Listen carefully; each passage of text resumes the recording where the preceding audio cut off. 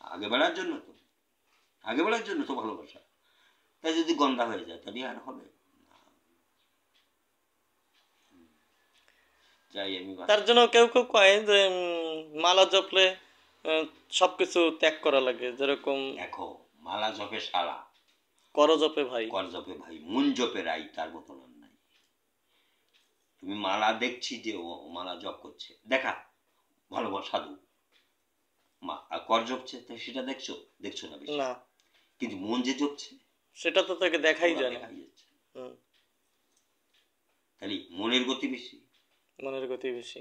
খাইতে মনের কোনো বিচার নাই, না। খাইস আর তো বুঝতে আর ওই তুমি স্নান করতে হবে, এই করতে হবে, তিলক করতে হবে, তারপর নিতে হবে। কিন্তু কর আর মনের গতি ভীষণ বেশি না। হ্যাঁ হ্যাঁ, ওর জন্য মন যদি ঠিক থাকে তো সব ঠিক, তাই তো। মাছলি খায়, জমি খায়, খায়ের উপর কোনো প্রতিবন্ধক নেই। মায়াপুরি খাচ্ছে না, সাধুরা ডিম চিংড়ি মাছ খাচ্ছে না, খাচ্ছে, মাংস খাচ্ছে, তার আহার দিতে হবে তো। কিন্তু সেই আহারকে শুদ্ধ ঈশ্বরে নিবেদন করে সেবা করো, তাহলে সেটা পরিপাক হবে ভালো।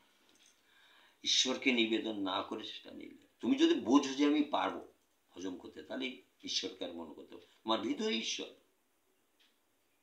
তুমি ওই কস্তুরী, হরিণের নাভিতে কস্তুরী থাকে, তার তুইও দৌড়ে বেড়ায়। আমরাও তদ্রূপ, জীব তদ্রূপ, নিজের ভিতরে ঈশ্বর রয়েছে, তাকে মানি না, তাকে অবমাননা করে চলছে, এই জন্য ভটাকছি। ঈশ্বর কোথায়? নিজের ভিতরে ঈশ্বর, তাকে মান্য দেই না। দেই কোথায় তুমি খুঁজেছ ঈশ্বর? বহুরূপে কোথাও খুঁজেছ ঈশ্বর? জীবেই প্রেম করে যেই জন সেই জন। আচ্ছা দাদু, এই একটা ভালো ভালো কথা, জীবে প্রেম করে যেই জন সেই জন সেবিছে ঈশ্বর, এর তাৎপর্যটা কি? তাৎপর্য হচ্ছে কি, যে গোবিন্দকে ভালোবাসায়, মা বাবাকে শ্রদ্ধা দেয়, ঈশ্বরকে সর্বভূতে দেখে, তিনি শুধু এইটা হজম করতে পারে।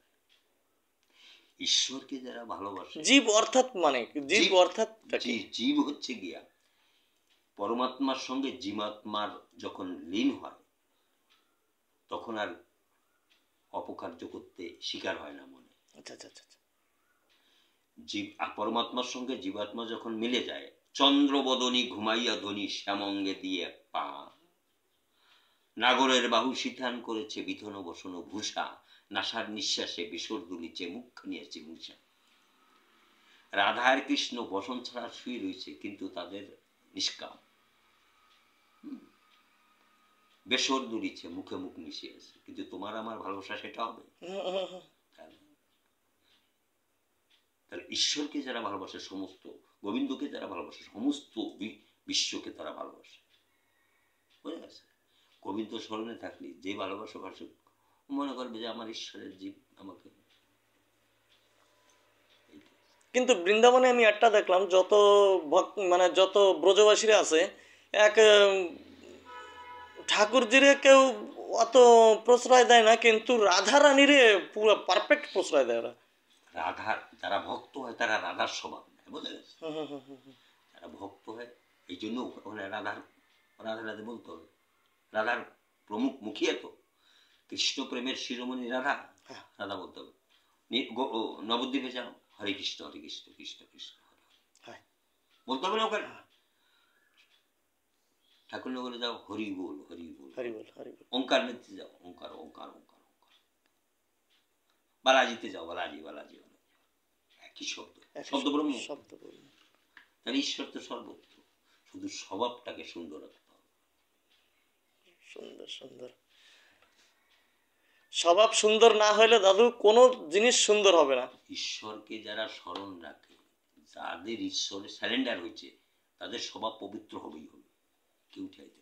আর আরেকটা কথা, আবার ভগবান বলেছে আমি না ভালো না মন্দ, গীতা বলেছে না? খারাপ কাজ করলেই ধর্ম নষ্ট হয়ে যায় না, হয় না, নষ্ট হয় না, আরো বাড়ে। তাহলে তার সঙ্গ করা লাগবে না।